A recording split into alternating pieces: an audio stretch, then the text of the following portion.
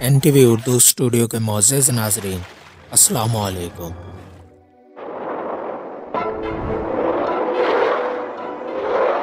I get blamed for this. But Aquaman, you cannot marry a woman without gills. You're from two different worlds. Oh, I've wasted my life.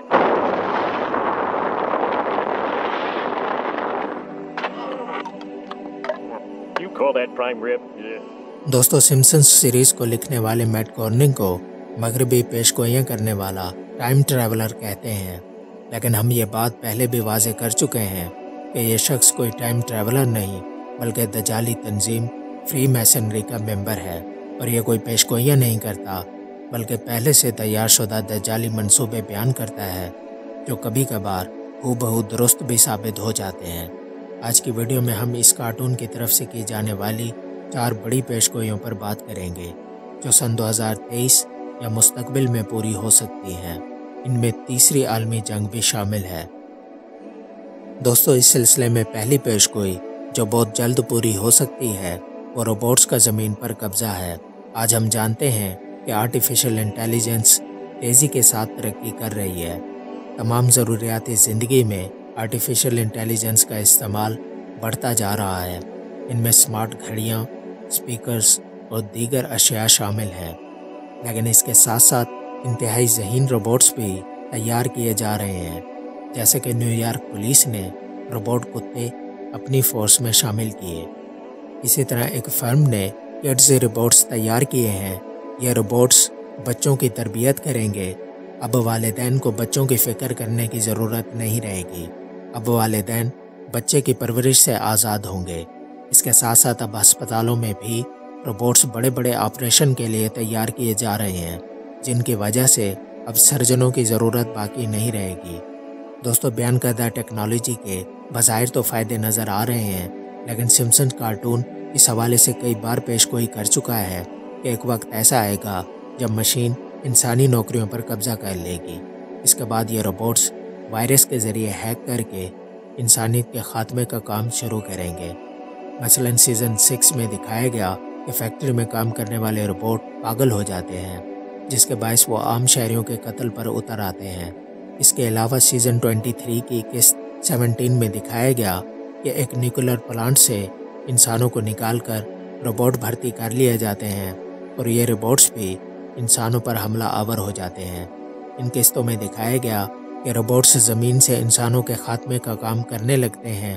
حیرت انگیز بات یہ ہے کہ robot ایک عام آدمی سے زیادہ سمجھدار ہوتا ہے، اور اگر ایسا ہو گیا تو اس کا نتیجہ خطرناک ہو سکتا ہے۔ دوستو، اس سلسلے کی دوسری بڑی پیشگوئی زومبی اپوکلپس ہے، جسے ہم ایک الگ ویڈیو میں تفصیل سے بتا چکے ہیں۔ Now remember, no loud noises. Oh man, that breeze feels good. To the panic room! We don't have a panic room! To the panic room's door!